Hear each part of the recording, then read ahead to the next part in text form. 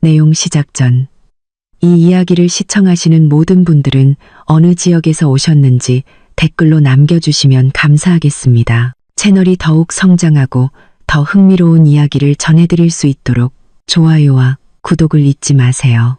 남편의 고장난 휴대전화를 수리하러 가져갔다. 그런데 10분 후 남편의 휴대전화를 검사하던 기술자가 나를 끌어당기더니 다급하게 속삭였다. 당장 집 열쇠를 바꾸고 모든 카드를 정지시키세요.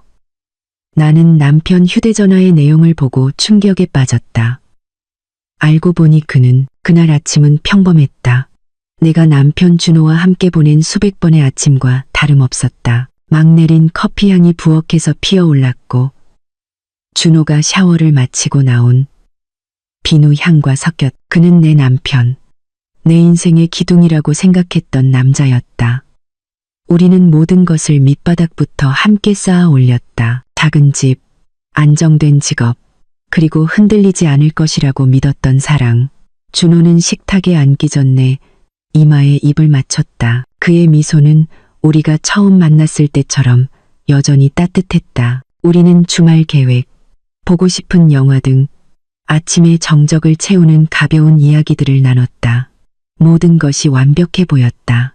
너무 완벽해서 오히려 취약하게 느껴질 정도로 그 취약함은 지난 몇 주 동안 느껴지기 시작했다.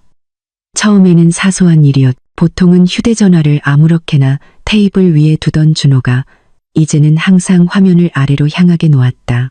화면이 아래를 향하게. 우리가 대화 중일 때 전화가 오면 그는 서둘러 전화를 끄거나 멀리 떨어져서 전화를 받았다.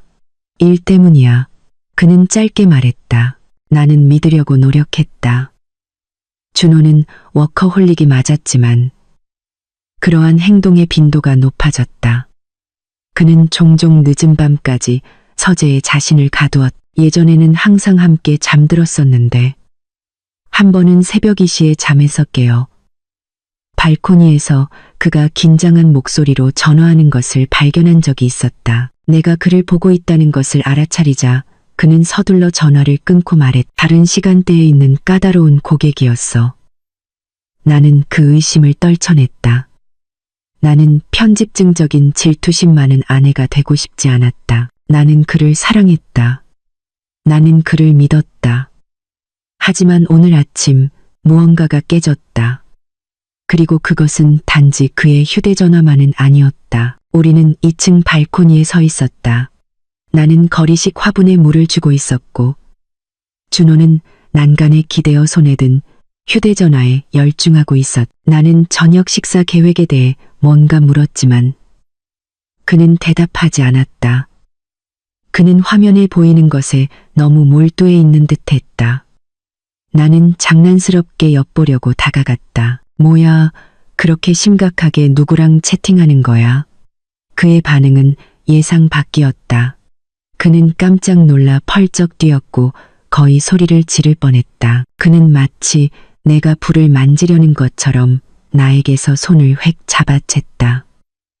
그 갑작스러운 움직임으로 인해 손에 든 휴대전화가 미끄러져 나갔다. 그 물건은 공중으로 튕겨져 나갔고 발코니 난간에 한번 부딪힌 다음 떨어졌다. 우리 둘 다 얼어붙었. 우리는 그 물건이 아래 테라스 바닥에 부딪힐 때 나는 구역질, 나는 균열 소리를 들었다. 침묵. 나는 그의 분노 폭발을 기다리며 숨을 참았. 그것은 비싼 휴대전화였고 그의 모든 업무가 그 안에 있었다. 나는 욕설, 불평, 그 무엇이라도 들을 준비가 되어 있었. 하지만 준호는 그저 침묵했다. 준호야. 나는 조용히 불렀다. 미안해. 일부러 그런 건 아닌데. 천천히 그가 나에게로 고개를 돌렸. 그의 눈에는 분노가 없었다. 내가 본 것은 훨씬 더 무서운 것이었다.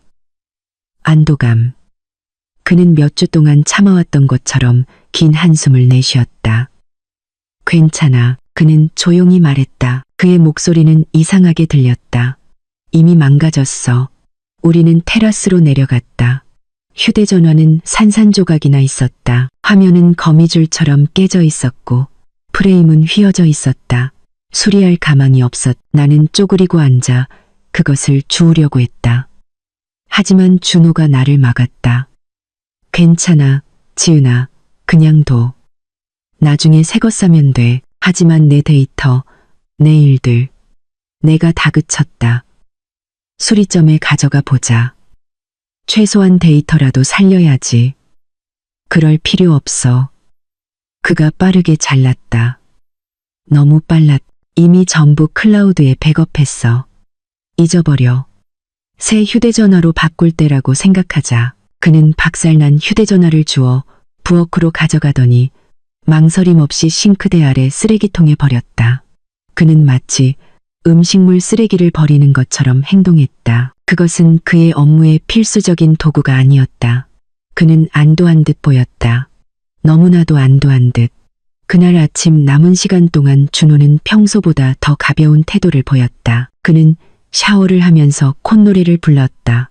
심지어 나에게 밖에 나가서 아침 식사를 하자고 권유하기도 했다. 하지만 나는 진정할 수 없었. 이상한 느낌이 내 마음을 갉아먹고 있었. 왜 그는 휴대전화가 박살난 것에 그렇게 안도했을까? 그 물건이 파괴된 것을 그토록 기뻐하게 만든 휴대전화 속에는 무엇이 있었을까? 내가 그동안 떨쳐냈던 의심이 이제는 완전한 힘으로 되돌아왔다. 준호가 마침내 업무를 보러 떠났을 때 나는 부엌에 얼어붙은 채 서 있었다. 내 시선은 싱크대 아래 찬장에 고정되었다. 나는 배신자가 된 기분이었다. 죄책감을 느꼈다. 하지만 나는 알아야만 했다. 떨리는 손으로 나는 찬장 문을 열고 쓰레기통 안으로 손을 뻗었다. 나는 박살난 휴대전화를 꺼냈다. 그것의 몸체는 내 손에서 차갑고 날카롭게 느껴졌다. 나는 그것을 티슈로 닦고 헝겊에 싸서 가방에 넣었다. 나는 어디로 가야 할지 알고 있었다. 내 사촌 민주는 시내 중심가의 한 쇼핑몰에서 작은 휴대전화 수리점을 운영하고 있었다. 그는 불가능한 일의 전문가였다. 쇼핑몰까지 가는 길은 영원처럼 느껴졌다. 내 머릿속은 뒤죽박죽이었다. 나는 준호의 신뢰를 배신하고 있었다. 만약 아무것도 없다면 나는 세상에서 가장 끔찍한 아내가 될 것이다. 하지만 무언가가 있다면 오늘 아침 그의 얼굴에 있던 안도감은 그것이 사소한 일이 아니라는 증거였다. 나는 민준의 가게에 도착했. 가게의 네온 불빛이 눈을 찔렀다. 민준은 노트북을 분해하느라 바빴지만 나를 보자 미소를 지었다. 어이, 지은아. 웬일이야? 무슨 일이야? 나는 인사치레를 할 수 없었다. 나는 가방에서 헝겊꾸러미를 꺼내 유리 테이블 위에 올려놓았다. 나는 그것을 펼쳤다. 휴대전화의 상태를 본 민준의 눈이 휘둥그레졌다. 세상에, 이게 어디서 떨어진 거야? 2층. 나는 침을 삼켰다. 내 목소리는 거의 들리지 않았다. 민준아, 부탁이야. 나 뭔가 불길한 예감이 들어. 이건 준호 휴대전화야.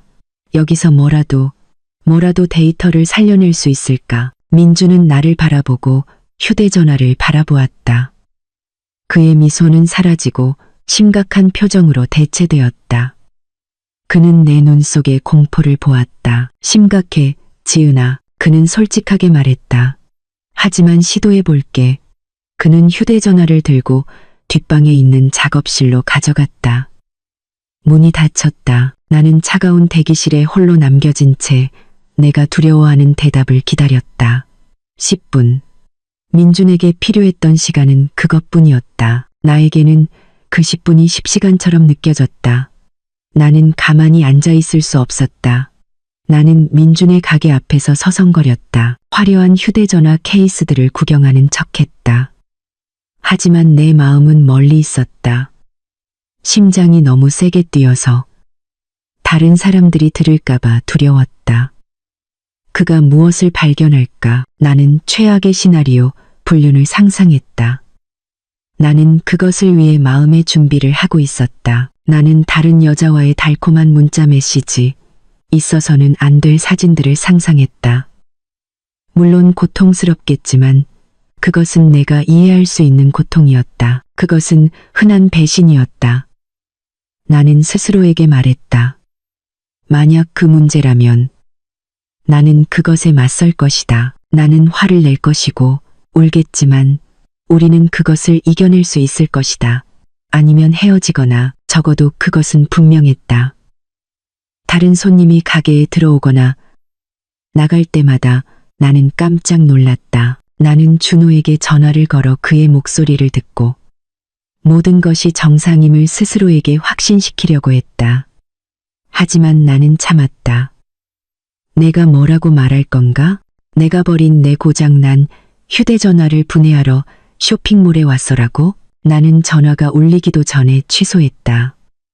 내 생각은 다시 아침으로 돌아갔다. 준호의 얼굴에 있던 안도감. 그것은 불륜이 발각된 남자의 얼굴이 아니었다. 그것은 큰 재앙에서 막 벗어난 남자의 얼굴이었다. 불륜보다 더 나쁜 것은 무엇일까? 빚, 법적 문제.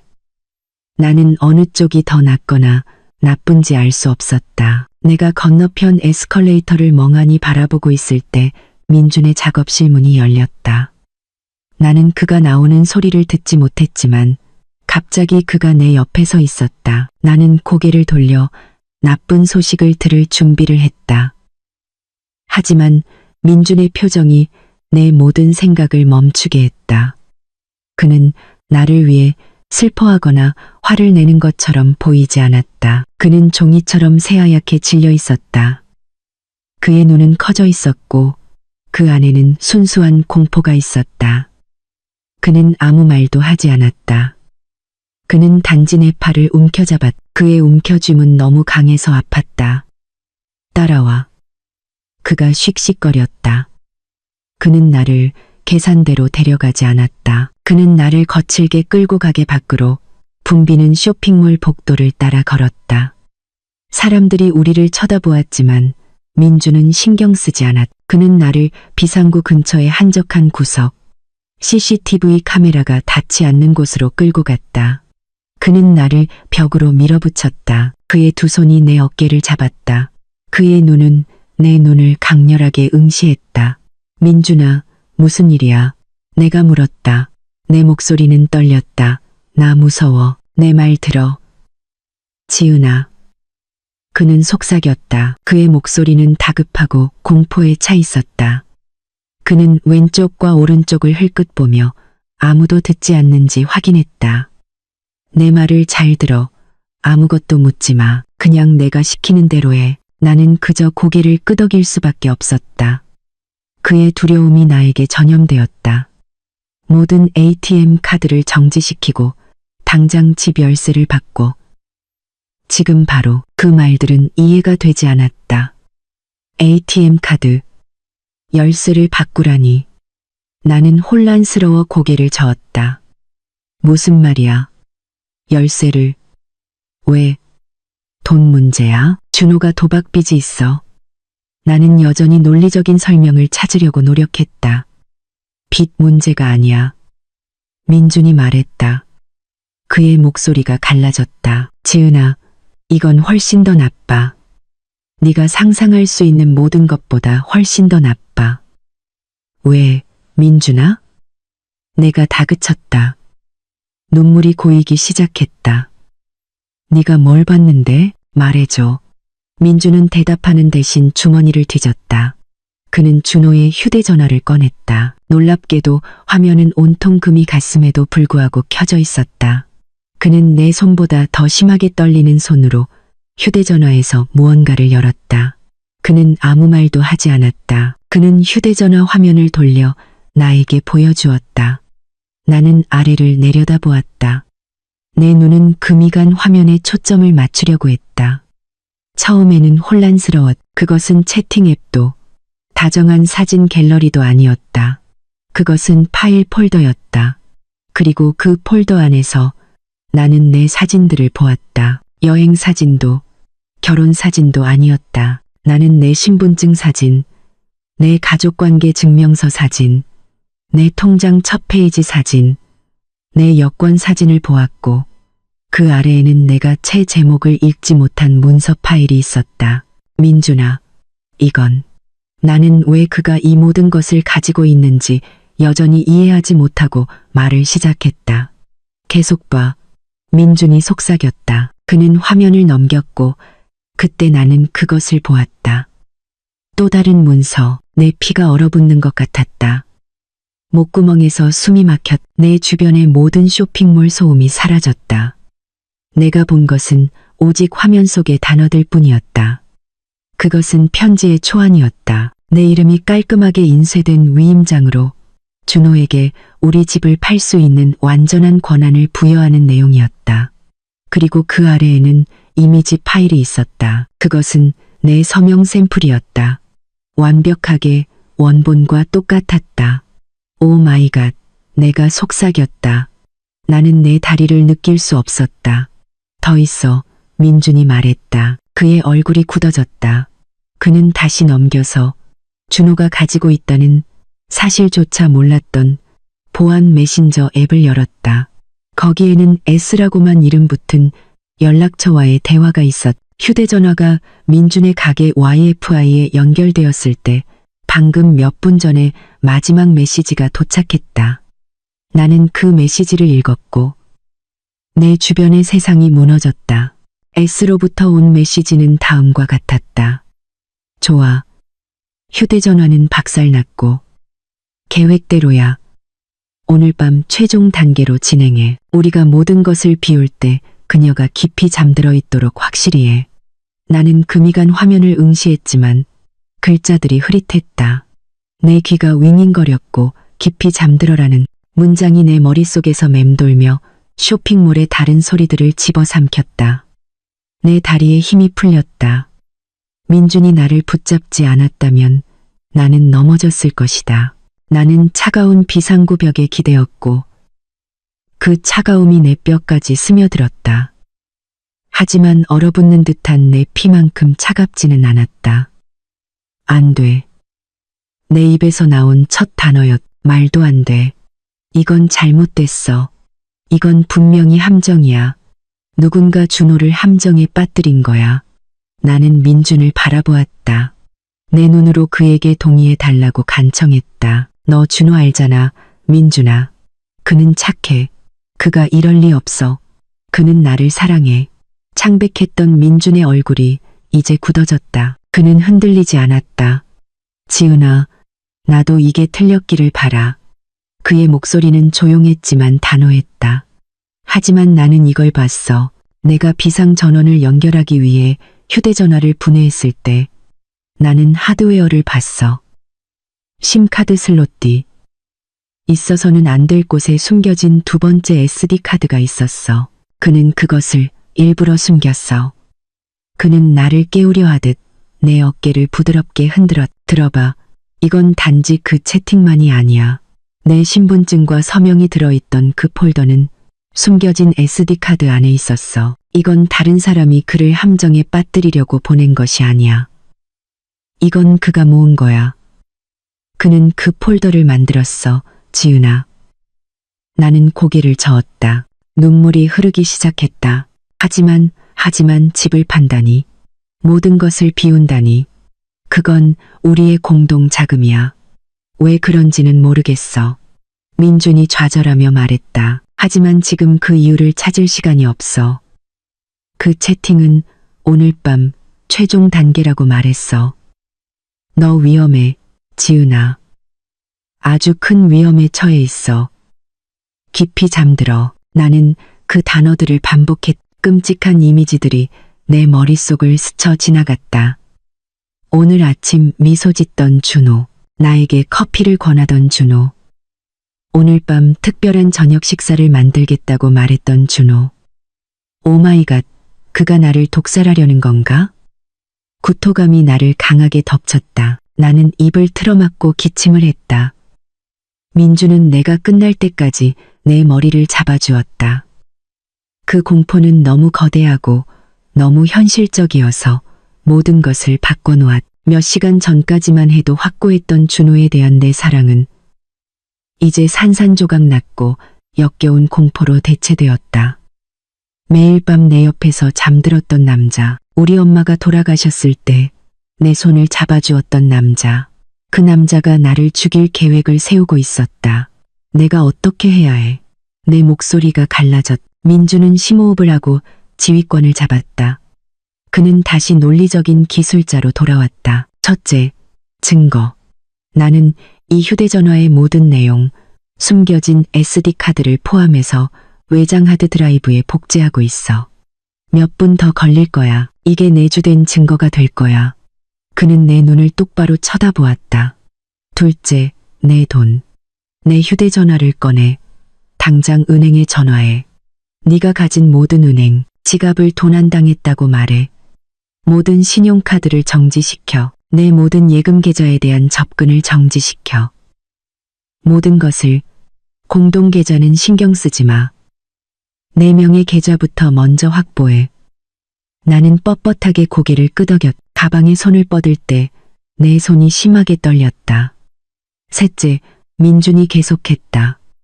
집, 열쇠가 여전히 같다면 넌 거기로 돌아갈 수 없어. 그는 언제든지 들어올 수 있어. S도 언제든지 들어올 수 있어. S가 누군데? 내가 다급하게 소리쳤다. 나도 몰라. 지수, 수연, 나도 몰라. 지금은 중요하지 않아. 넌 열쇠를 바꿔야 해. 24시간 열쇠 수리공에게 전화해서 내 집에서 만나라고 해. 당장. 민준이 명령했다.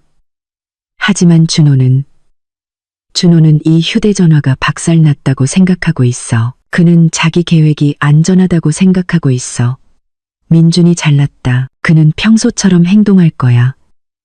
너도 평소처럼 행동해야 해. 넌 그가 오기 전에 집에 도착해야 해. 그가 돌아오기 전에 그 열쇠를 바꿔야 해. 그는 잠시 멈추고 내 얼굴에 공포를 보았다. 지은아, 넌 할 수 있어. 넌 해야만 해. 이건 더 이상 내 결혼 생활에 관한 문제가 아니야. 이건 내 삶에 관한 문제야. 그 말들이 나를 흔들어 깨웠다. 내 삶, 그가 옳았다. 내가 사랑했던 남자가 오늘 밤 내 삶의 끝을 계획하고 있었다. 갑자기 나를 얼어붙게 했던 그 두려움이 다른 무언가로 변했. 차갑고 단단하고 날카로운 무언가. 그것은 분노였다. 순수하고 타오르는 분노. 어떻게 그가 이럴 수 있지? 우리가 함께 겪었던 모든 일 후에 나는 몸을 곧게 세웠다. 내 눈물은 멈췄다. 나는 거칠게 뺨에 눈물 자국을 닦아냈다. 좋아, 내가 말했다. 내 목소리는 낯설게 들렸다. 내가 생각했던 것보다 더 강했. 민주는 내 안의 변화를 보고 약간 안도한 듯 보였다. 나는 이 복제를 끝낼 거야. 끝나면 하드드라이브를 새 휴대전화 상자에 넣을 거야. 쇼핑백에 담아 네게 줄게. 준호가 전화해서 네가 어디냐고 물으면 그의 휴대전화가 망가진 것에 죄책감을 느껴서 새 것을 사주고 있다고 말해.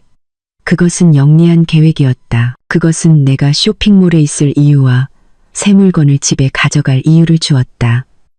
경찰에 전화하지 마. 민준이 단호하게 말했다. 아직은 안 돼. 우리는 S가 누군지 몰라. 이 일이 얼마나 깊은지 몰라. 준호에게 인맥이 있다면 경찰이 그에게 경고를 해줄 수도 있어. 우리는 그들이 행동하는 순간, 그 최종 단계를 시도하는 순간, 그들을 함정에 빠뜨려야 해. 함정에 빠뜨려. 한 걸음씩만 해. 민준이 말했다. 카드 정지, 열쇠 교체, 증거 확보, 그리고 가장 중요한 것. 지은아, 오늘 밤 그가 주는 어떤 것도 먹거나 마시지 마. 무슨 일이 있어도 그러지 마. 나는 고개를 끄덕였다. 좋아. 이제 화장실에 가. 얼굴 씻고 진정해. 10분 후에 내가 물건을 들고 가게. 앞에서 널 만날게. 평소처럼 행동해. 나는 그에게서 멀어져 걸어갔다. 내 다리는 여전히 젤리 같았지만 등은 곧게 펴져 있었다. 나는 붐비는 쇼핑몰 화장실로 들어갔다. 거울을 바라보았다. 나를 되돌아보는 여자의 얼굴은 낯설었다. 창백하고 눈이 붉었지만 그 안에는 내가 전에 본 적 없는 강철 같은 섬광이 있었다. 나는 찬물로 얼굴을 씻었고 그 얼얼함이 피부에 느껴졌다. 나는 깊은 숨을 들이마셨. 오늘 아침 남편에게 커피를 타주던 순진한 지은은 죽었다. 이 화장실에서 걸어나가는 여자는 전사였다. 그녀는 자신의 삶을 위해 싸울 것이다. 나는 정확히 10분 후에 민준의 가게 앞으로 돌아왔다. 그는 다른 손님을 응대하며 아무 일도 없었다는 듯 웃고 있었다. 그는 나를 보고 미소를 지으며 종이 쇼핑백을 건네주었다. 이거 지은아, 최신 모델이야. 준호가 좋아했으면 좋겠다. 아까 일은 미안해. 나는 내 역할을 연기하며 고개를 끄덕였다. 고마워, 민준아. 폐를 끼쳐서 내가 더 미안해. 나는 그 가방을 들었다. 그 안에는 새 휴대전화 상자가 있었다. 그리고 그 상자 안에는 남편의 배신이 담긴 하드 드라이브가 숨겨져 있었다. 나는 쇼핑몰 밖으로 걸어 나왔지만 내 주차장으로 향하지 않았다. 나는 쇼핑몰과 연결된 호텔 로비로 들어섰다. 나는 전화를 걸 안전한 장소가 필요했다. 나는 호화로운 벨벳 소파에 앉아 바쁜 사업가들과 웃고 떠드는 관광객들에게 둘러싸여 있었다. 아이러니하게도 내 세상은 방금 산산조각이 났는데 나는 정상적인 삶의 한가운데에 앉아 있었다. 나는 내 휴대전화를 꺼냈다. 첫 번째 일, 은행. 내 손이 너무 심하게 떨려서 비밀번호를 3번이나 잘못 눌렀다. 진정해, 지은아. 나는 스스로에게 속삭였다. 나는 숨을 들이마시고 첫 번째 은행 고객 서비스에 전화해 쾌활한 자동 응답기 목소리가 나를 맞이했다. 은행에 오신 것을 환영합니다. 잔액 정보를 원하시면 1번을 누르세요. 나는 사람이 연결되도록 반복해서 0번을 눌렀다. 몇 초가 내 피부를 찌르는 바늘처럼 느껴졌다. 준호가 곧 집에 올 수도 있었다. 잠시만 기다려 주십시오. 모든 상담원이 응대 중입니다. 끔찍한 대기 음악이 흘러나오기 시작했다. 나는 휴대전화를 벽에 던져버리고 싶었다. 마침내 목소리가 들렸다. 안녕하세요. 하나입니다. 무엇을 도와드릴까요? 지갑을 잃어버렸어요. 나는 내 목소리가 다급하게 들리도록 노력했다. 내가 느끼는 것은 공포였지만 모든 카드를 정지시키고 싶어요. 전부 다요. 지금 바로요. 그 과정은 고통스러웠다. 나는 보안 질문에 답해야 했다. 친정 어머니의 성함, 내 생일, 15분은 영원처럼 느껴졌고 내 이름을 철자 확인하고 계좌번호를 확인하고 3개의 다른 은행에서 3명의 다른 상담원에게 내가 나 자신임을 확신시키고 내 예금을 포함한 모든 자산을 동결시키고 싶다고 말했다. 확실하십니까? 고객님, 네, 전부 동결시켜주세요. 나는 소리쳤고 한 호텔 손님이 나를 돌아보았다. 나는 아래를 내려다보며 울고 있는 척했다. 제발, 너무 무서워요. 마지막 카드가 정지되었음을 확인한 후 나는 전화를 끊었다. 첫 번째 임무 완료. 두 번째 임무, 열쇠 수리공. 나는 구글에서 24시간 열쇠 수리공을 검색하고 가장 먼저 나오는 번호로 전화했다. 여보세요. 집 열쇠를 바꿀 수 있나요? 내 목소리는 이제 차분하고 차가웠다. 할 수 있습니다. 사모님. 하지만 아마 저녁 늦게나 가능할 것 같습니다. 상대방 남자가 태평하게 말했다. 안 돼요. 나는 단호하게 말했. 지금 당장 필요해요. 비상 상황이에요. 제가 집 밖에 갇혔는데 아이가 안에 있어요. 나는 거짓말을 했다. 거짓말은 망설임 없이 튀어나왔다. 제가 3배로 돈을 드릴게요. 주소만 알려드릴 테니 30분 안에 도착해야 해요. 돈이 통했다.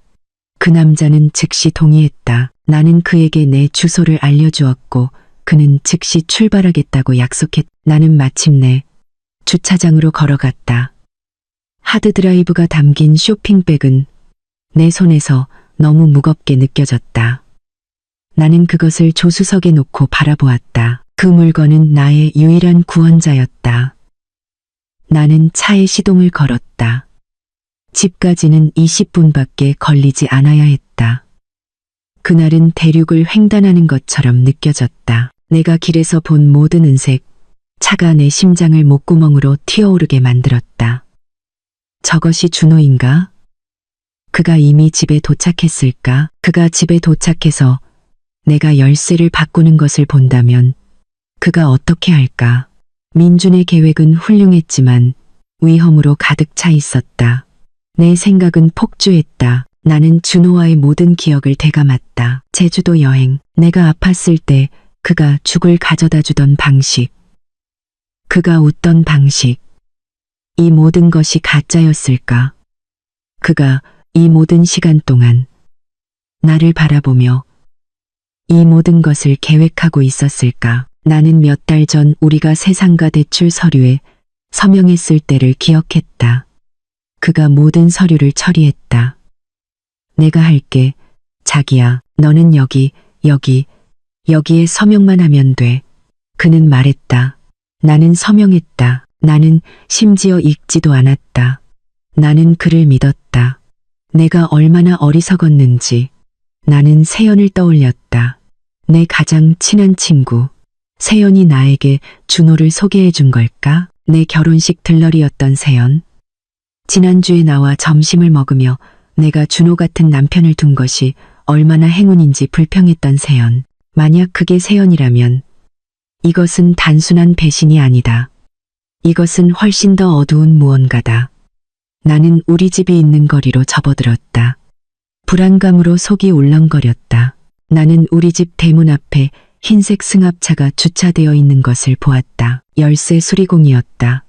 고맙게도 나는 차를 차고에 주차하고 그에게 달려갔다.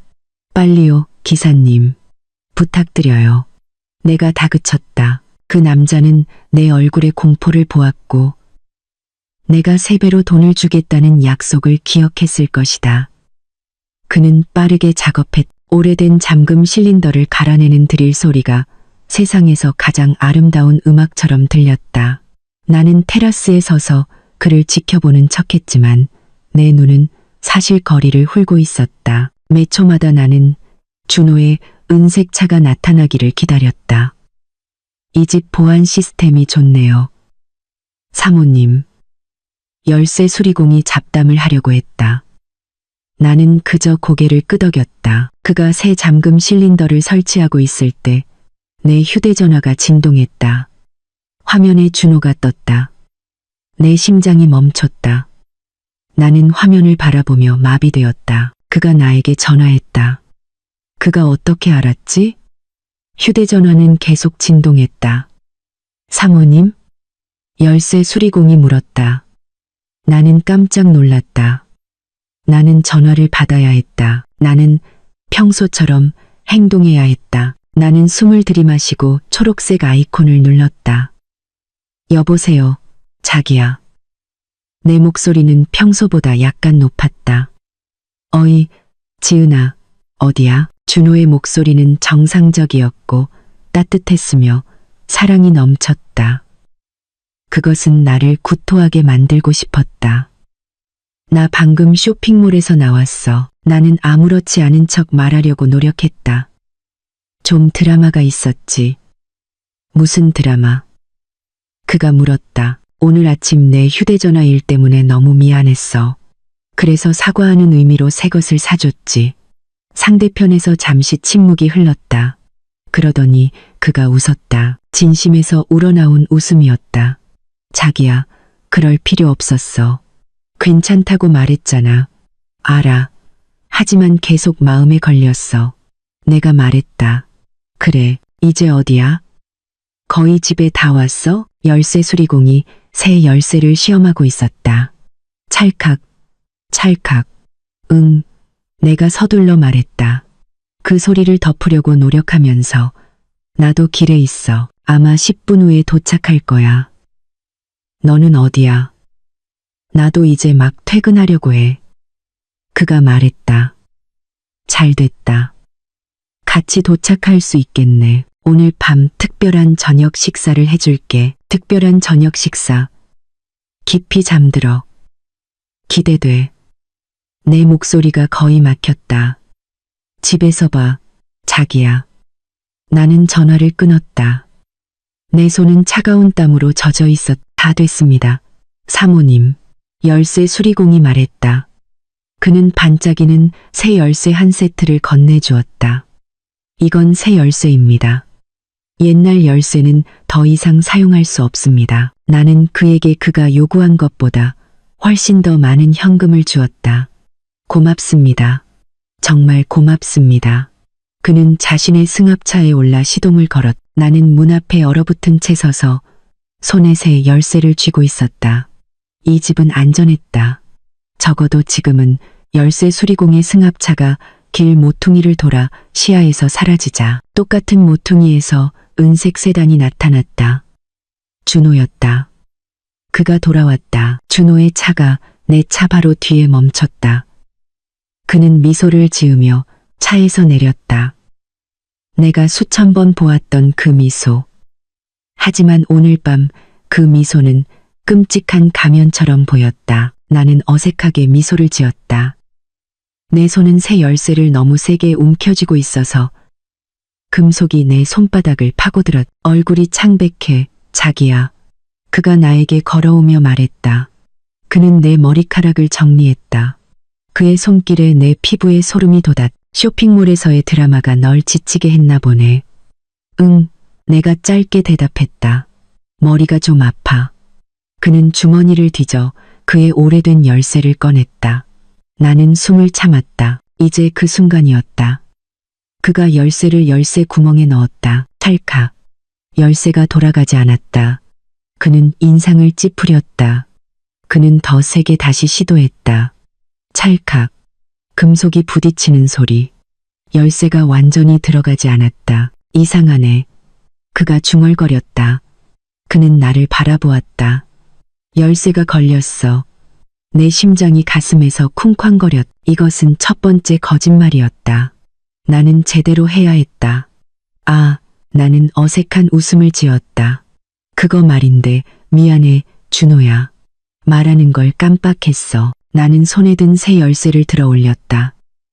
내가 모든 열쇠를 바꿔야 했어. 준호의 표정이 바뀌었다. 그의 미소가 사라졌다.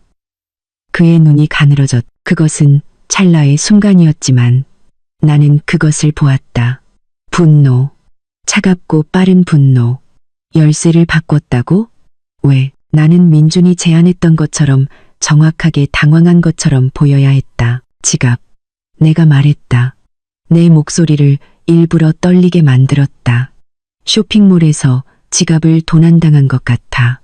확실하지는 않은데 아마 떨어뜨렸나 봐. 그런데 우리 예비집 열쇠가 거기에 있었어. 나는 눈을 크게 뜨고 겁에 질린 아내의 역할을 연기했다. 너무 당황해서 누군가 가져가서 우리 주소를 알게 될까봐 무서워서 바로 열쇠 수리공을 불렀어. 준호는 나를 오랫동안 쳐다보았다. 나는 그의 눈 뒤에서 그의 생각이 돌아가는 것을 볼 수 있었다. 그는 저울질하고 있었다. 그리고 내 카드는 그가 조용히 물었다. 방금 은행에서 이메일이 왔는데 모든 계좌가 정지됐다고. 그것도 지갑 때문이야. 나는 빠르게 고개를 끄덕였다. 모든 카드가 그 지갑 안에 있었어. 신분증, 신용카드, 체크카드. 너무 무서워서 바로 다 정지시켰어. 준호야. 그는 잠시 더 나를 쳐다보았다.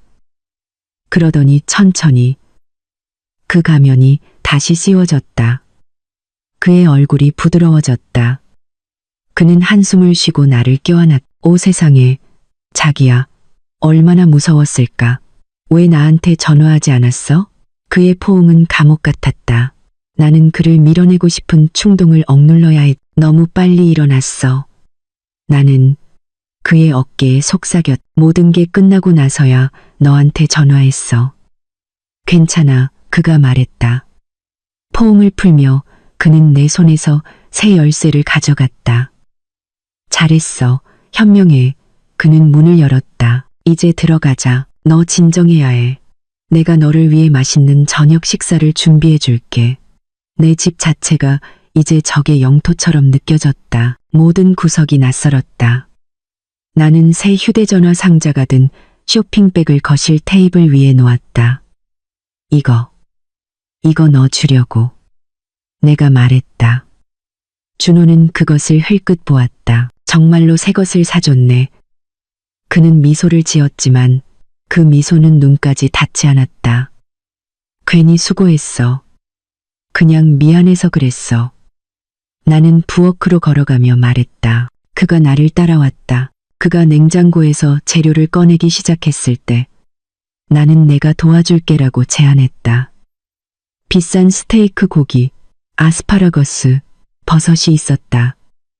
괜찮아. 그가 부드럽게 거절했다. 너는 앉아 있어. 피곤해 보여.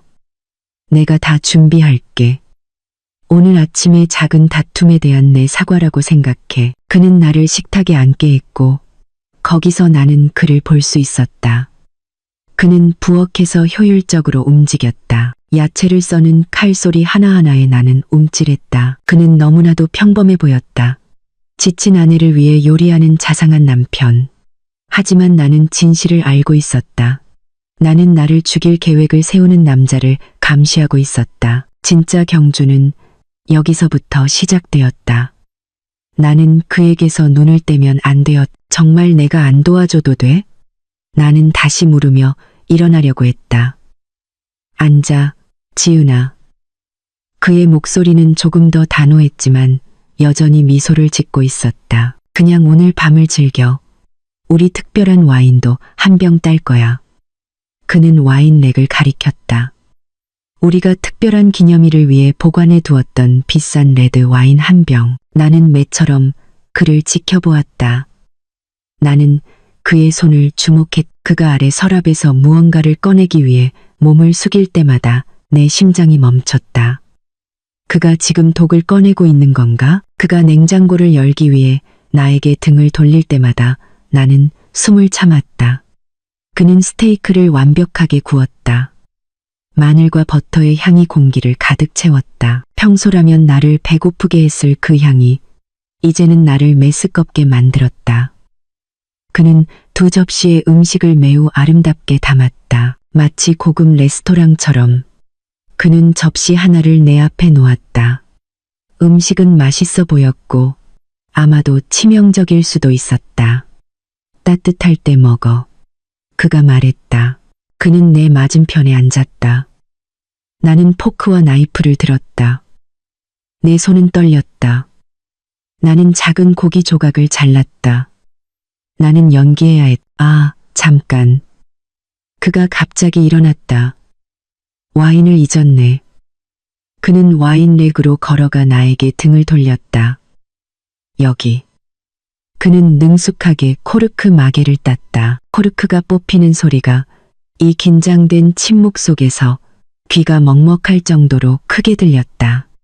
그는 2개의 크리스탈 잔을 들었다. 그는 여전히 나에게 등을 돌리고 있었다. 나는 내가 앉은 자리에서 그의 손을 명확하게 볼 수 없었다. 그는 와인렉 위에 찬장에서 무언가를 잡으려는 듯 보였다. 그가 돌아섰을 때 그는 짙은 레드 와인으로 채워진 2잔을 들고 있었다. 그는 한 잔을 내 접시 옆에 놓았다. 우리를 위해 그가 자신의 잔을 들고 말했. 우리의 미래를 위해 나는 내 잔을 들었다. 내 손은 떨렸다. 나는 이것을 마시지 않을 것이다. 나는 이것을 먹지 않을 것이다. 왜 가만히 있어? 먹어. 그가 부드럽게 재촉했다. 나는 핑계를 찾아야 했다. 휴대전화. 내가 갑자기 말했다. 차에 두고 온 것 같아. 확인해 봐야겠어. 혹시 누가 내 지갑을 찾아서 전화했을지도 모르잖아. 그것은 약한 핑계였지만 내가 생각할 수 있는 유일한 것이었다. 내가 가져다 줄게. 그가 제안했. 아니, 내가 너무 빨리 말했다. 나 충전기도 가져와야 해. 내 새 휴대전화도 충전해야 하잖아. 그렇지? 나는 거실의 상자를 가리켰다. 나는 일어섰다. 준호는 나를 뚫어지게 쳐다보았다. 먼저 먹어, 식을라. 그가 말했다. 잠깐만. 내가 말했다. 나는 거실로 서둘러 걸어가 휴대전화 상자를 들었다. 나는 차로 가지 않았다. 나는 이 음식을 버려야 했다. 하지만 어떻게? 나는 부엌 근처의 손님용 화장실로 달려갔다. 나는 떨리는 손으로 문을 잠갔다. 싱크대 아래 쓰레기통을 열었다. 시간이 많지 않았다. 나는 입에 손을 넣어 방금 씹었지만 삼키지 않은 작은 고기 조각을 토해내도록 스스로를 강요했다. 그것으로는 충분하지 않았다. 나는 식탁으로 돌아왔다. 준호는 새 휴대전화를 설정하고 있었다. 나에게 주의를 기울이지 않았다. 나는 빠르게 내 접시를 들었다. 어디가? 그가 고개를 들고 물었이. 너무 많아. 작은 접시에 옮겨 담으려고. 나는 다시 거짓말을 했다. 나는 그것을 부엌으로 가져갔다. 그는 식탁에서 나를 볼 수 없었다. 나는 싱크대 수도꼭지를 가능한 한 색에 틀었다. 빠른 움직임으로 나는 접시에서 고기와 야채를 싱크대 아래 비닐 쓰레기 봉투에 퍼담았다. 나는 그 봉투를 닫고 다른 쓰레기들로 덮었다. 나는 접시를 약간 물에 적셔서 내가 일부를 먹은 것처럼 보이게 했다. 나는 거의 비어있는 접시를 들고 식탁으로 돌아왔다. 준호가 미소를 지었다. 이제 좀 나아? 응. 내가 말했다. 나는 내 와인잔이 여전히 가득 찬 것을 보았다. 이제 와인을 마셔. 긴장을 풀어야지. 그가 말했. 그의 눈은 그 잔에 고정되어 있었다. 나는 잔을 들었다. 나는 그것을 손에 들고 돌렸고 그때 나는 그것을 보았다. 식탁 조명 아래 잔바닥에 완전히 녹지 않은 무언가가 있었다. 크리스탈에 달라붙은 미세한 흰색 가루. 내 피가 다시 얼어붙었다. 그것은 현실이었다. 그는 정말로 나를 독살하고 있었다. 나는 잔을 입술로 가져갔다. 나는 한 모금 마시는 척했다. 액체가 입술에 닿게 했지만 입 안으로 들어가지는 않게 했다. 나는 잔을 다시 내려놓았다. 어때? 그가 기대에 차서 물었다. 맛있어. 내가 속삭였다. 나는 여기서 나가야 했다. 근데 머리가 너무 어지러워. 준호야, 아마 스트레스 때문인가 봐. 나 잠시 화장실에 가야겠어. 나는 일부러 약간 비틀거리며 일어섰다. 준호의 얼굴은 가짜 염려를 보였다. 물론이지. 자기야. 내가 도와줄까? 아니. 괜찮아. 그냥 찬물이 필요해. 나는 거실로 향하는 발걸음을 흔들거리며 옮겼다. 나는 침실 안에 우리 메인 화장실로 향했다. 나는 민준에게 연락해야 했다. 나는 S가 누구인지 알아야 했다. 나는 화장실 문을 쾅 닫고 잠갔다. 내 심장은 터질 것 같았다. 나는 마라톤을 뛴 것처럼 헐떡이며 문의 등을 기댔다. 나는 안전했다. 적어도 몇 분 동안은. 나는 거울을 바라보았다. 내 얼굴은 시체처럼 창백했다. 내 입술은 떨렸다. 나는 수도꼭지를 틀었. 내가 말을 해야 할 경우 소리를 감추기 위해 물이 세차게 흐르게 했다. 나는 찬물로 얼굴을 씻으며 생각을 정리하려고 했다. 잔바닥의 가루. 준호의 기대에 찬 얼굴. 깊이 잠들어 있도록 확실히 해. 그는 저 밖에서 기다리고 있었다. 약이 작용하기를 기다리고 있었다. 내가 쓰러지기를 기다려서 그의 계획의 최종 단계를 진행하려고. 분노가 다시 내 몸을 가로질러 나에게 힘을 주었다. 나는 그가 이기도록 내버려 두지 않을 것이다. 나는 주머니에서 휴대전화를 꺼냈다. 내 손은 여전히 떨렸지만 나는 민준에게 메시지를 입력할 수 있었다. 나 집에 있어. 그가 여기 있어. 그가 나를 독살하려고 했어. 와인잔, 가루가 있어. 나 어지러운 척하고 화장실에 갇혔어. 그가 밖에 있어. 나 S가 누군지 지금 알아야 해. 민준아. 나 알아야 해. 나는 전송 버튼을 눌렀다. 확인 표시 하나. 두 번째 확인 표시를 기다렸다. 익혔는지. 나는 숨을 참았다. 내 생각은 질주했다. 다음에 무엇을 해야 할까? 나는 영원히 화장실에 숨어 있을 수 없다. 준호가 의심할 것이다. 내 휴대전화가 진동했다. 민준에게서 온 메시지. 진정해, 지은아. 나 작업 중이야. 네가 떠난 후로 계속 찾고 있어. SD카드 데이터는 대부분 암호화되어 있어. 하지만 내가 뭔가 찾았어. 캘린더. 암호화되지 않은 캘린더 백업이 있어. 화장실 문에 노크 소리가 났다. 똑똑똑똑. 지은아, 자기야, 괜찮아? 준호의 목소리는 너무 걱정하는 척했고 너무 가짜였다. 나는 깜짝 놀랐다. 나는 문의 등을 기댔다. 나는 소리쳤다. 내 목소리를 일부러 약하게 만들었다. 속이 너무 안 좋아. 아마 점심을 잘못 먹었나 봐. 내가 약 가져다 줄까? 그가 물었다. 아니, 괜찮아. 나 혼자 잠시 있게 해줘. 밖은 조용했다. 나는 그가 우리 침실에 서서 듣고 있다고 상상했다. 기다리고 있는 것이다. 내 휴대전화가 다시 진동했다. 민준. 정기회의 일정이 있어. 지난 3개월 동안 매주 수요일 오후 1시에. 장소는 항상 같아. 시내 중심가의 작은 카페. 이름은 없어. 그냥 회의. 나는 빠르게 답장했다. 그게 그 사람이 누군지 알려주진 않잖아. 알아. 내가 지금 그의 휴대전화 잠금 장치에서 GPS 데이터를 교차 참조하고 있어. 그가 위치 데이터를 지우지 않았어. 멍청하게도 지난 3일간의 GPS 데이터는 아마도 휴대전화가 떨어졌을 때 손상된 것 같아. 하지만 지난주와 그 전주의 데이터는 있어. 맞춰봐. 지난주 수요일 오후 1시에 그가 어디에 있었게?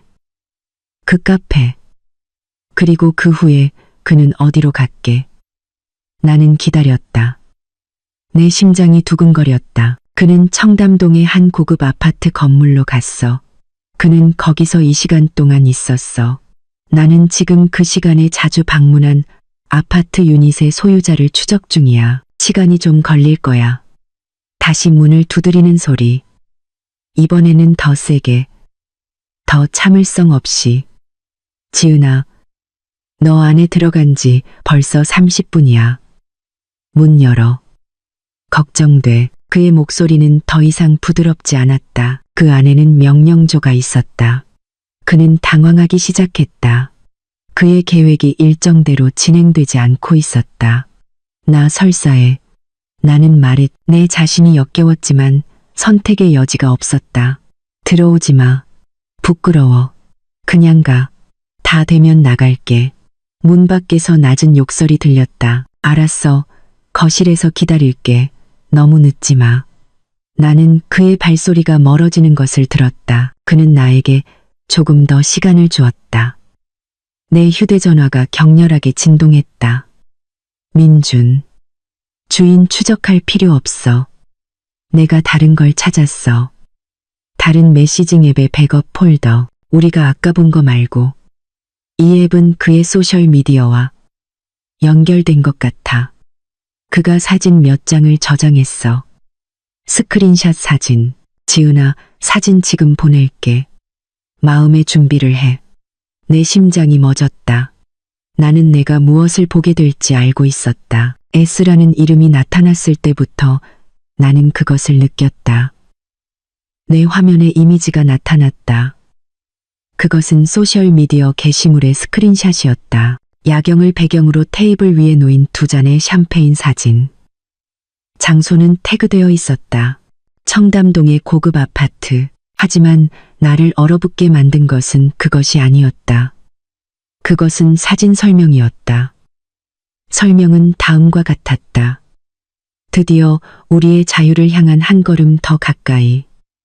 사랑해, 제이. 그리고 그것을 게시한 계정 이름은 세연이었다. 세연, 내 가장 친한 친구, 내 결혼식 들러리. 1년 전 준호와 다투었을 때, 내가 울 때 내 손을 잡아주었던 여자. 독립적이고 강해서 내가 항상 존경했던 여자. 민주는 다른 사진을 보냈다. 이번에는 그 계정의 프로필 사진이었다. 세연이 카메라를 향해 웃고 있었. 그녀의 눈은 반짝였다. 지난주 우리가 점심을 먹을 때 나에게 지어 보였던 바로 그 미소. 애쓰는 세연이었다. 나는 숨을 쉴 수 없었다. 이 배신은 너무나 깊었다. 이것은 단지 내 남편만이 아니었다. 이것은 내 인생에서 가장 가까웠던 두 사람이었다. 그들은 나를 상대로 공모하고 있었다. 그들은 이 모든 것을 함께 계획하고 있었다. 지은아, 거기 있어? 민준의 메시지가 들어왔다. 그 고통은 너무 강하고 너무 날카로워서 내 모든 두려움을 태워버렸다. 남은 것은 오직 분노뿐이었다. 차갑고 순수하며 치명적인 분노. 그들은 단지 내 돈을 가져가려고 했던 것이 아니었다. 그들은 단지 내 집을 가져가려고 했던 것이 아니었다. 그들은 내 뒤에서 비웃으며 내 삶을 가져가려고 했던 것이다. 준호는 내가 약하고 순종적인 아내라고 생각했다. 세연은 내가 멍청하고 순진한 친구라고 생각했다. 그들은 크게 착각했다. 나는 눈물을 닦아냈다. 나는 거울 속의 내 모습을 바라보았다. 아까 겁에 질렸던 여자는 사라졌다. 나를 되돌아보는 것은 그들이 알지 못하는 누군가였다. 나는 화장실 문을 열었다. 나는 이 연극을 끝내야 했다. 나는 그들이 최종 단계를 시작하도록 만들어야 했다. 나는 화장실에서 걸어 나왔다. 내 발걸음은 여전히 비틀거리는 척했다. 나는 침실로 걸어갔다. 준호가 거실에서 나를 볼 수 없는 곳. 나는 그에게 약이 작용했다고 믿게 만들어야 했다. 나는 침대에서 베개를 잡았고 일부러 그것을 떨어뜨렸다. 그런 다음 나는 침대 옆 바닥에 나 자신을 쓰러뜨렸고 충분히 큰 쿵 소리를 냈. 나는 조용히 누워서 눈을 감고 내 숨을 느리고 규칙적으로 만들었다. 나는 침묵을 들었다. 그러더니 거실에서 빠른 발소리가 들렸다. 지은아, 준호의 목소리는 긴장되어 있었다. 그는 침실 문 앞에 나타났다. 그는 내가 바닥에 쓰러져 있는 것을 보았다. 지은아, 그는 나에게 달려왔다. 그는 무릎을 꿇고 나를 확인하지 않았다. 그는 나를 흔들지 않았다. 그가 가장 먼저 한 일은 내 손목을 잡는 것이었다. 내 맥박을 확인하기 위해서가 아니었다. 그는 내가 여전히 의식이 있는지 확인하고 있었다. 나는 조용히 있었다. 축 늘어져서 그는 내 뺨을 두드렸다. 지은아, 자기야. 나는 움직이지 않았다. 나는 그가 한숨을 쉬는 것을 들었다. 안도의 한숨. 오늘 아침 발코니에서 휴대전화가 박살났을 때 그가 내쉬었던 바로 그 안도의 한숨. 그는 성공했다. 그는 자신이 성공했다고 생각했다. 나는 그가 휴대전화를 꺼내는 것을 들었다. 그는 번호를 눌렀다. 여보세요. 그의 목소리는 다시 정상으로 돌아왔고 차가웠고 계산적이었다. 그는 이미 잤다. 서류 가져와. 이제 정리할 시간이야. 나는 내 침대 옆 차가운 바닥에 누워 있었다. 내 몸의 모든 근육은 긴장되어 있었고 뛰어오를 준비가 되어 있었다. 하지만 나는 조용히 있었다. 나는 시체였다. 나는 스트레스나 독 때문에 쓰러진 불쌍하고 순종적인 아내였다. 나는 숨을 늦추고 온 감각을 집중하여 들었다. 나는 문 앞에서 준호의 목소리를 들었. 지은아, 그가 나에게 달려왔다. 나는 그의 그림자가 내 위로 드리워지는 것을 느꼈다. 내 주변의 공기가 움직였다. 나는 기다렸. 나는 그가 무릎을 꿇고 내 어깨를 흔들고 내 이름을 다급하게 외치기를 기다렸다. 내가 사랑했던 남자는 그렇게 했을 것이다. 준호는 그렇게 하지 않았. 나는 그의 따뜻한 손가락이 내 손목에 닿는 것을 느꼈다. 그 손길은 가벼웠고 거의 애무 같았다. 하지만 그는 맥박을 찾고 있는 것이 아니었다. 그는 내 근육에 여전히 긴장이 남아있는지 확인하고 있었다. 그러더니 나는 그가 내 눈꺼풀을 들어 올리는 것을 느꼈다. 침실 불빛이 내 망막을 찔렀다. 하지만 나는 내 눈을 이완된 상태로 초점을 맞추지 않도록 강요했다. 좋아. 그가 혼잣말처럼 작게 중얼거렸다. 그는 내 뺨을 두드렸다. 다급한 두드림이 아니라 경멸하는 듯한 가벼운 두드림이었다. 지은아, 자기야. 내게서 대답은 없었다. 나는 그가 한숨을 쉬는 것을 들었다. 아침에 그의 휴대전화가 박살났을 때 발코니에서 그가 내쉬었던 것과 똑같은 안도의 한숨. 그의 계획의 가장 어려운 부분을 막 통과한 남자의 한숨. 그는 내가 기절했다고 생각했다. 그는 자신이 이겼다고 생각했. 그의 가장 큰 실수는 나를 과소평가한 것이었다. 나는 그가 휴대전화를 꺼내는 것을 들었다. 나는 버튼이 눌리는 소리를 들었다. 그는 구급차에 전화하지 않았다. 그는 경찰에 전화하지 않았다. 여보세요. 그가 말했. 그의 목소리는 더 이상 걱정하는 남편의 목소리가 아니었다. 그것은 차갑고 무미건조하며 계산적인 목소리였다. 내가 이전에 들어본 적 없는 목소리. 그는 이미 잤다. 서류 가져와. 이제 정리할 시간이야. 잠시 침묵이 흘렀다. 나는 저편에서 세연이 미소 짓고 있을 것이라고 상상할 수 있었다. 응. 준호가 계속했. 약이 완벽하게 작용했어.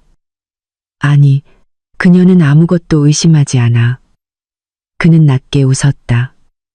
그 웃음은 내 속을 뒤집어 놓았다. 그녀가 심지어 나에게 새 휴대전화까지 사줬어. 정말 착하지 않아? 그는 전화를 끊었다. 나는 그의 발소리가 멀어지는 것을 들었다. 거실로 돌아가고 있었다. 그가 무엇을 하고 있는 걸까? 우리의 저녁 식사 접시를 치우는 것일까? 독이 담긴 와인잔을 닦아내는 것일까? 내가 방금 느꼈던 분노가 이제 얼음으로 변했다. 더 이상 고통도 슬픔도 없었다. 오직 집중뿐이었다. 나는 민준에게 연락해야 했다. 나는 기다렸다. 매 초가 1시간처럼 느껴졌다. 나는 부엌에서 서랍이 열리고 닫히는 소리를 들었다. 그가 무엇을 찾고 있는 걸까? 그러더니 나는 그가 손님용 화장실로 가는 것을 들었다. 수돗물 소리가 났다. 아마도 그가 증거를 씻어내고 있는 것일 것이다. 이것이 내 기회였다. 소리 없는 움직임으로 나는 침대의 반대편으로 굴러갔. 문에서 보이지 않는 곳으로. 나는 주머니에서 휴대전화를 꺼냈다. 화면 불빛이 눈부시게 느껴졌다. 나는 그것을 가장 낮은 수준으로 어둡게 했. 나는 민준에게 메시지를 열었다. 내 손가락은 아드레날린에 의해 화면 위를 날아다녔다. 그는 내가 기절했다고 생각해. 그가 세연에게 전화했어. 세연이 서류를 가지고 오는 중이야. 지금 경찰 데리고 와. 메시지가 전송되었다. 나는 기다렸다. 답장이 없다. 젠장. 나는 손님용 화장실의 물소리가 멈추는 것을 들었다. 그의 발소리가 다가오고 있었다. 나는 서둘러 휴대전화를 침대 밑으로 던지고 재빨리 바닥에 있는 원래 위치로 굴러 돌아가 눈을 감고 숨을 조절했. 침실 문이 열렸다. 준호가 들어왔다. 나는 그가 다시 내 위에 서 있는 것을 느꼈다. 귀찮게 하네. 그가 중얼거렸. 그는 몸을 숙였고 나는 그의 팔이 내 등과 무릎 아래로 감기는 것을 느꼈다. 그가 나를 들어 올렸다. 나는 내 몸이 축 늘어진 채 그의 품에서 죽은 무게가 되도록 강요했다. 예전에는 나를 안전하게 느끼게 했던 그의 향수 냄새가 이제는 구역질 나게 느껴졌다. 그가 나를 침대 위로 던졌다. 부드럽게가 아니었다. 그는 마치 쌀 포대처럼 나를 그냥 던졌. 내 머리가 침대 헤드보드에 살짝 부딪혔지만 나는 신음소리를 참았다. 그가 이불을 당겨 내 턱까지 덮었다. 마치 내가 깊이 잠들어 있는 것처럼 자연스럽게 보이도록, 내가 깊이 잠들어 있는 것처럼 보이도록. 그러더니 그가 방 안을 서성거렸. 그는 불안해 보였다. 세연을 기다리고 있는 것이다. 내 휴대전화는 침대 밑에 있었다.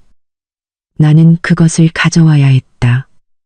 나는 민준의 계획이 무엇인지 알아야 했. 나는 움직여야 했다. 나는 작은 신음소리를 냈다. 깊이 잠들지 못한 사람의 소리. 준호가 서성거리는 것을 멈췄다. 지은아, 나는 몸을 약간 움직여 옆으로 굴렀고 그에게 등을 돌렸다. 이것은 나를 침대 가장자리에 더 가깝게, 내 휴대전화에 더 가깝게 만들었다. 지금은 안 돼. 그가 씩씩거렸다. 푹 자. 자기야. 나는 그가 침대 옆 탁자에 서랍을 여는 소리를 들었다. 나는 약병 뚜껑이 열리는 딸깍 소리를 들었다. 내가 가끔 사용하던 내 수면제 병. 오 마이 갓. 그가 나에게 또 다른 용량을 주려는 건가? 준호야. 나는 중얼거렸다. 내 목소리를 일부러 쉬고 혼란스럽게 만들었다. 나는 눈을 약간 떴다. 반쯤 의식이 있는 척했다. 머리가, 그가 굳어졌다. 약병이 그의 손에 있었다. 그의 얼굴은 순간적인 당황을 보였다. 다시 자. 자기야, 너 그냥 피곤한 거야. 물. 내가 속삭였다. 목마르다. 그가 나를 망설이며 바라보았다. 그의 계획이 틀어지고 있었다. 물 줘. 내가 반복했다. 좋아. 그가 참지 못하고 쏘아붙였다. 여기 있어. 아무데도 가지 마. 마치 내가 그럴 수 있는 것처럼. 그는 약병을 내려놓고 부엌으로 서둘러 나갔. 그의 발소리가 복도에서 사라지자마자 나는 행동에 들어갔다. 나는 침대 밑으로 손을 뻗었다. 내 손가락이 더듬거렸다. 잡았다. 나는 내 휴대전화를 끌어냈다. 끌어냈. 진동. 민준에게서 온 메시지. 나 이미 길에 있어. 카메라 가져왔어. 경찰에게 이미 연락했어. 그들이 단지 근처에 대기하고 있어. 나는 못 들어가. 네가 열쇠를 바꿨잖아. 기억해. 나는 열쇠를 못 열어. 젠장. 내가 잊었어. 당연히 새 열쇠지. 너는 나에게 문을 열어줘야 해. 뒷문. 지금. 세연이 언제든 도착할 수 있어. 나는 부엌에서 물을 따르는 소리를 들었다. 나는 침대에서 뛰어내렸다. 내 발은 두꺼운 카펫의 소리 없이 착지했. 나는 방을 뛰쳐나와 복도를 가로질러 부엌으로 달려갔다. 준호는 냉장고 앞에서 나에게 등을 돌린 채 서서 컵에 물을 따르고 있었다. 나는 멈추지 않았다. 나는 세탁실 쪽의 뒷문으로 그를 지나쳐 달렸다. 지은아. 그가 내가 서서 달리는 것을 보고 놀라 소리쳤다. 나는 신경 쓰지 않았. 나는 뒷문에 도착했다. 내 손은 떨렸지만 위아래 빗장을 열었다. 찰칵, 찰칵. 그 소리가 너무 크게 들렸다. 너 뭐 하는 거야? 준호가 소리쳤다. 그가 컵을 떨어뜨렸다. 유리 조각이 깨지는 소리가 부엌을 가득 채웠다. 그가 나에게 달려왔다. 나는 문을 열었다. 거기 어두운 뒷마당에 민준이 서 있었. 그는 배낭을 메고 있었다. 그의 얼굴은 긴장되어 있었다. 들어와. 내가 씩씩거렸다. 민준이 나를 스치고 안으로 뛰어들어왔다. 준호는 우리 뒤에서 불과 몇 걸음 떨어져 있었다. 저기 세연이야. 준호야. 왜 내 열쇠가 작동을 안 해? 나는 그가 앞문을 세게 두드리는 소리를 들었다. 준호야. 문 열어. 나야. 젠장. 준호는 손님용 화장실에 갇혔다. 그는 문을 열어줄 수 없다. 이 계획은 실패했다. 바로 그때 공포가 나를 가로지르기 시작했을 때 나는 이어피스에서 민준의 목소리를 들었다. 내가 문을 열게. 뭐, 내가 허공에 속삭였다. 내가 준호인 척할게. 멀리서 들으면 우리 목소리가 비슷해. 가만히 있어. 나는 메인 화장실 문이 살짝 열리는 소리를 들었다. 그러더니 민준이 앞문을 향해 소리치는 것을 들었다. 그의 목소리는 일부러 쉬게 만들었다. 잠깐만. 열쇠가 걸렸어. 나는 그의 발소리가 멀어지는 것을 들었다. 그가 앞문으로 가고 있었다. 오 마이 갓. 그가 무엇을 하고 있는 걸까? 나는 내 새 열쇠가 돌아가는 소리를 들었다. 앞문이 열렸다. 마침내 나는 세연의 목소리를 내 가장 친한 친구의 목소리는 차갑고 날카로웠다. 왜 이렇게 늦었어? 그리고 왜 열쇠를 바꾼 거야? 나는 숨을 참았다. 민준이 뭐라고 말할까? 나중에 설명할게. 민준이 준호의 목소리를 꽤 잘 흉내내며 말했. 지은이가 지갑 잃어버린 것 때문에 의심했어. 그녀가 의심했다고? 세연의 목소리는 경계하는 듯했다. 그녀의 발소리가 거실로 들어왔다. 이제 괜찮아. 준호인 척하는 민준이 말했다. 그녀는 이미 방에서 자고 있어. 이리 와서 이걸 끝내자. 나는 침대에 뻣뻣하게 누워있었. 내 눈은 감겨 있었지만 내 몸의 모든 신경이 소리쳤다. 나는 그들의 발소리를 들었다. 두 쌍의 발소리. 그들이 침실로 다가왔다. 내 심장은 그들이 들을 수 있을 정도로 크게 쿵쾅거렸다. 침실 문이 열렸다. 나는 공기의 변화를 느꼈. 그들의 존재가 방을 가득 채웠다. 봐. 여전히 준호인 척하는 민준의 속삭이는 소리를 들었다. 아주 깊이 잠들었어. 나는 세연이 다가오는 것을 들었다. 나는 그녀의 향수 냄새를 맡을 수 있었다. 지난달 그녀의 생일 선물로 내가 사준 비싼 향수. 구토감이 다시 나를 덮쳤다.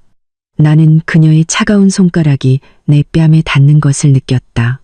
내가 슬플 때 그녀가 나를 위로하기 위해 자주 사용했던 바로 그 손길. 이제 그 손길은 거미의 손길처럼 느껴졌다. 불쌍한 지은이.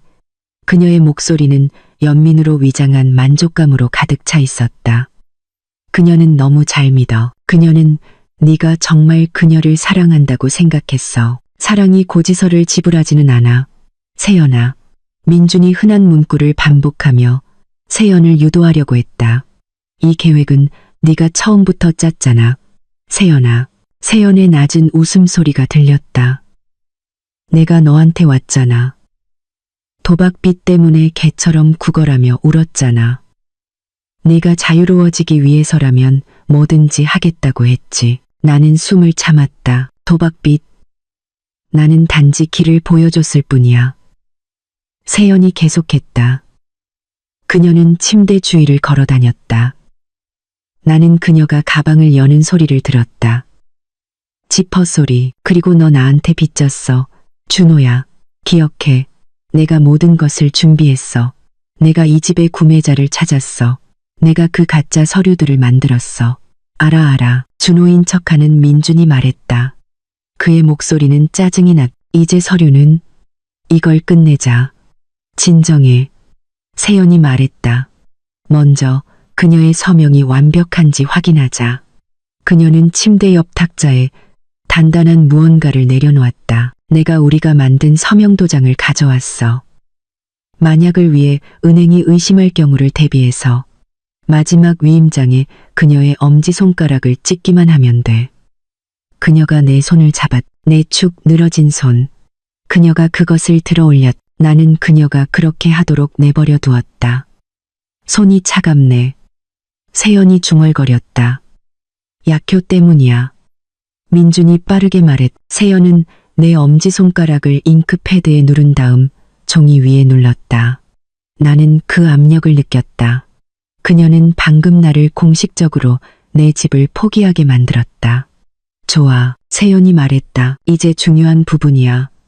잠시 침묵이 흘렀다. 나는 민준이 무엇을 하고 있는지 궁금했다. 그가 충분히 녹음했을까? 내 박살난 휴대전화 말이야. 세연이 말했. 그녀의 목소리는 마치 잡담하는 것처럼 느긋했다. 그거 내 좋은 아이디어였어. 준호가 발코니에서 그걸 떨어뜨리다니. 정말 극적이었지. 해야 했어. 준호인 척하는 민준이 말했다. 너에게 진 내 모든 빚 기록이 거기에 있었어. 흔적을 남기고 싶지 않았어. 세연이 다시 웃었다. 멍청하긴. 내가 내 휴대전화에만 저장했을 거라고 생각했니? 나는 모든 곳에 복사본을 가지고 있어. 하지만 괜찮아. 중요한 건 내가 너에게 만들라고 시킨 그 폴더야. 지은이의 모든 신분증이 담긴 폴더. 그게 내 보험이야. 네가 딴짓하면 내가 주도권을 잡을 수 있지. 아, 그거였다. 준호가 이 모든 것의 배우가 아니었다. 그는 단지 졸병이었다. 세연에게 빚을 진 절망적인 졸병. 세연이 배우였다. 그녀는 준호를 조종하고 나를 이용하고 모든 것을 계획했다. 그녀는 나를 질투했다. 그녀는 내 삶을 원했다. 그녀는 네가 그 폴더를 가지고 있다는 것도 몰랐지. 그렇지? 민준이 물었다. 당연하지. 세연이 말했다. 마치 내게 큰 빚을 지게 만든 그 고객이 사실은 내 회사라는 것을 네가 몰랐던 것처럼 말이야.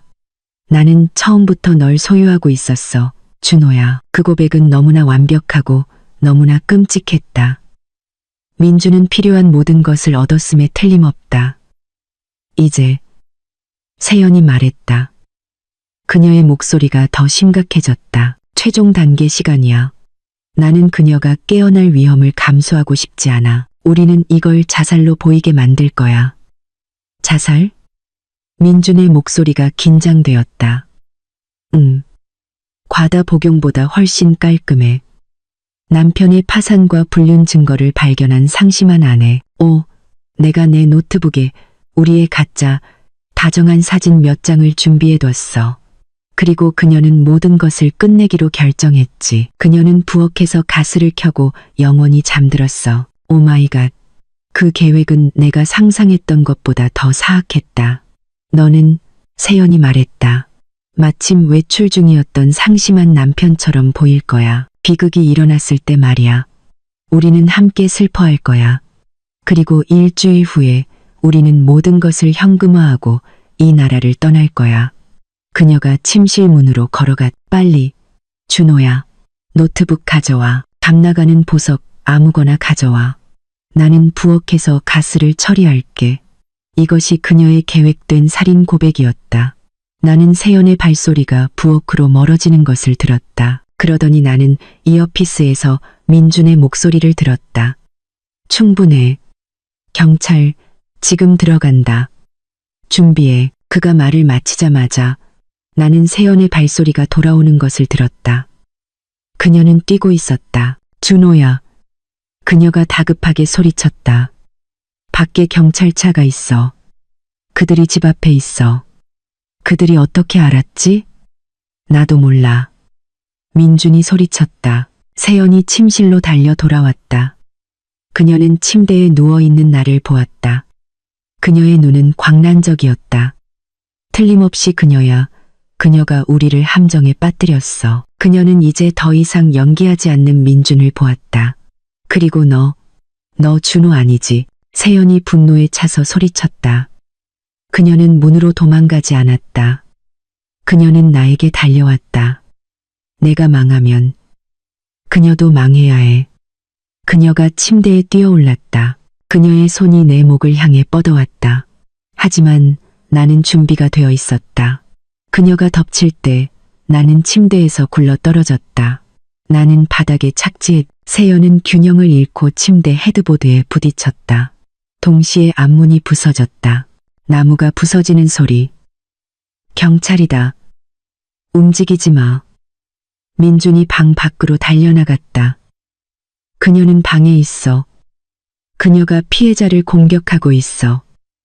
세연이 일어섰다. 그녀의 눈은 순수한 증오로 나를 응시했다.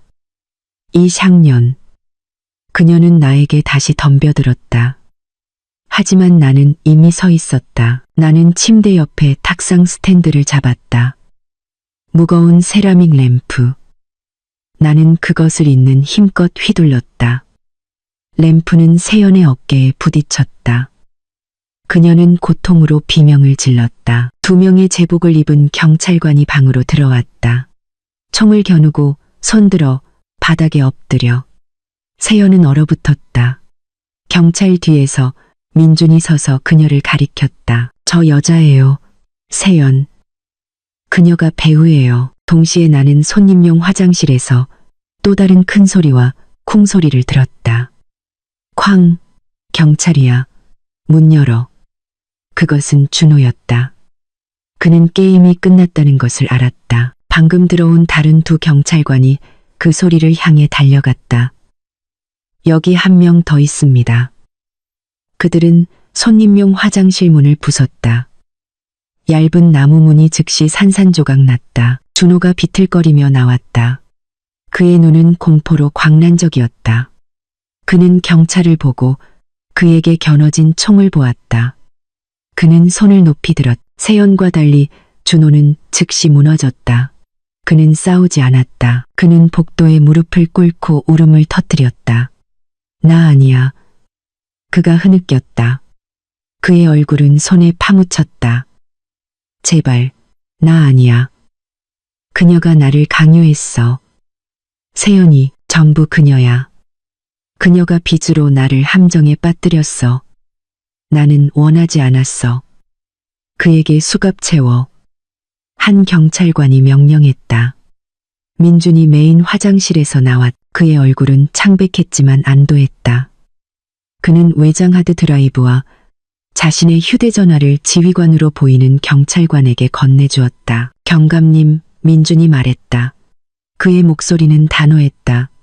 여기 모든 것이 있습니다. 그의 휴대전화에서 복제된 데이터와 세연의 고백, 살인 계획, 사기, 위조, 모든 것을 담은 완전한 오디오 녹음입니다. 누가 부엌 좀 확인해봐. 경감이 소리쳤다. 가스 냄새가 나. 한 경찰관이 부엌으로 달려갔다. 가스레인지가 켜져 있었다. 모든 버너가 열려 있었다. 그 경찰관은 즉시 가스레인지를 끄고 거실의 모든 창문을 열었다. 차가운 밤 공기가 들어오게 하여 세연이 계획했던 죽음의 냄새를 몰아냈다. 침실에서는 세연의 저항이 마침내 끝났다. 그들은 그녀에게 수갑을 채우는데 성공했다. 그들이 그녀를 일으켜 세웠을 때 그녀의 눈은 나에게 고정되었다. 나는 방구석에 서서 떨고 있었고 나 자신을 안고 있었다. 이것이 내 가장 친한 친구였다. 네가 이겼다고 생각해. 그녀가 나에게 씩씩거렸다. 그녀의 입에서 침이 튀었다. 네가 똑똑하다고 생각해. 그는 널 진정으로 사랑하지 않을 거야. 그는 내 거야. 내가 그를 찾았어. 내가 그를 만들었어. 충분해. 경찰관이 말하며 그녀를 거칠게 방 밖으로 끌어냈다. 그들이 준호를 끌고 갈 때 나는 그를 보았다. 그는 감히 나를 쳐다보지도 못했. 그는 그저 바닥만 내려다보았다. 자신의 배우에게 배신당하고 자신의 약함으로 파멸된 망가진 남자. 우리 집은 낯선 사람들로 가득 찼다. 경찰은 증거물을 확보했다. 그들은 독의 잔여물이 바닥에 남아있는 와인잔을 가져갔다. 그들은 세연이 가져온 가짜 서류와 서명 도장을 가져갔다. 그들은 준호가 특별한 저녁 식사를 요리하는 데 사용했던 부엌칼을 가져갔다. 한 구급대원이 나에게 비상담요를 덮어주었다. 나는 다치지 않았지만 내 떨림은 추위 때문이 아니라 충격 때문이었다. 민주는 소파에 내 옆에 앉았다. 그의 손은 조용히 나를 진정시키며 내 어깨에서 떨어지지 않았다. 새벽에 경찰서에서 모든 것이 풀렸다. 나는 민준을 증인으로 세워 진술했다. 그 이야기는 내 귀에도 미친 것처럼 들렸다. 박살난 휴대전화, 카운터에서의 속삭임, 와인잔 속의 가루. 하지만 나에게는 증거가 있었다. 내가 진술을 마친 후 사건을 담당한 경감이 내 앞에 앉았. 그는 지쳐 보였다. 당신의 이야기요? 그가 말했다. 증거와 남편의 초기 진술과 완전히 일치합니다. 알고 보니 준호는 즉시 모든 것을 털어놓았다. 그는 자신을 구하기를 바라며 모든 것을 말했다. 세연과 준호는 내가 준호를 만나기 훨씬 전인 대학 시절부터 서로 알고 지냈다. 세연은 항상 조종하는 면이 있었다. 그녀가 준호를 나에게 소개해 준 것이었다. 그것은 처음부터 그녀의 계획의 일부였다. 겉으로는 성공한 것처럼 보이던 세연은 사실 여러 불법 사업을 운영하고 있었다. 그녀는 준호에게 함정이었던 투자에 자금을 빌려주었다. 그 투자는 세연이 계획했던 대로 완전히 실패했다. 갑자기 준호는 그녀에게 수십억 원의 빚을 지게 되었다. 그녀는 그 빚을 그의 머리 위에 올려놓고 그를 통제했다. 네가 지은이와 결혼할 거지? 그녀가 준호에게 말했다. 그녀는 상당한 유산을 가지고 있어. 그녀는 집이 있어. 너는 그녀의 삶에 들어가서 내가 모든 것을 가져갈 수 있도록 도와야 해. 약하고 두려움에 찬 준호는 동의했다. 그는 자신이 그것을 감당할 수 있다고 생각했다. 그는 나를 사랑하면서 동시에 빚을 갚을 수 있다고 생각했다. 하지만 세연은 그를 놓아줄 생각이 결코 없었다. 몇 년 동안 세연은 그를 착취했다. 그리고 준호가 더 이상 갚을 수 없게 되자 세연은 나에게서 모든 것을 가져가기로 결정했다. 집을 팔고 계좌를 비우는 계획은 모두 세연의 생각이었다. 준호는 단지 두려움에 찬 실행자였다. 그녀가 나를 독살하라고도 시켰나요? 내가 조용히 물었다. 경감은 고개를 끄덕였다. 준호의 진술에 따르면 그는 거부했습니다. 그는 살인을 하고 싶지 않았습니다. 하지만 세연이 그를 위협했습니다. 세연은 준호가 그렇게 하지 않으면 세연이 그들 둘 다를 죽이고 그것을 살인 후 자살로 보이게 만들 것이라고 말했습니다. 준호는 당신이 잠들게 할 만큼만 아주 적은 양을 주려고 계획했다고 주장합니다. 세연이 가스를 켜기 전에 당신을 집 밖으로 데리고 나가기 위해서 말입니다. 그는 당신을 구하려고 했다고 말했습니다. 나는 웃었다. 건조하고 유머 없는 웃음. 그는 거짓말하고 있어요. 저는 잔에서 가루를 봤어요. 그건 적은 양이 아니었어요. 우리는 압니다. 경감이 말했다. 우리가 검사했습니다.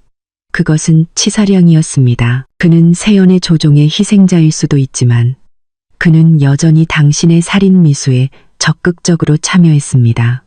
카르마, 그것이 내가 원했던 것이다. 재판은 빠르게 진행되었고 증거는 부인할 수 없었다. 민준이 복제한 데이터는 철저한 위조 계획을 보여주었다. 민준이 녹음한 오디오 녹음은 세연에 관해 박는 마지막 못이었다. 그녀의 가스 점화에 대한 고백과 나를 죽이려는 의도가 명확하게 녹음되었다. 준호는 협력 덕분에 더 가벼운 형량을 받았다. 하지만 그는 공모와 살인미수 역할로 징역 12년을 선고받았다. 세연, 배우, 친구의 미소 뒤에 숨은 소시오패스. 그녀는 아무런 후회도 보이지 않았다. 그녀는 살인미수, 살인계획, 중대사기, 위조, 그리고 타인의 생명 위협 등 여러 혐의로 기소되었다. 그녀는 최고 형량인 종신형을 선고받았다. 판결이 낭독될 때 세연은 나를 향해 고개를 돌렸다.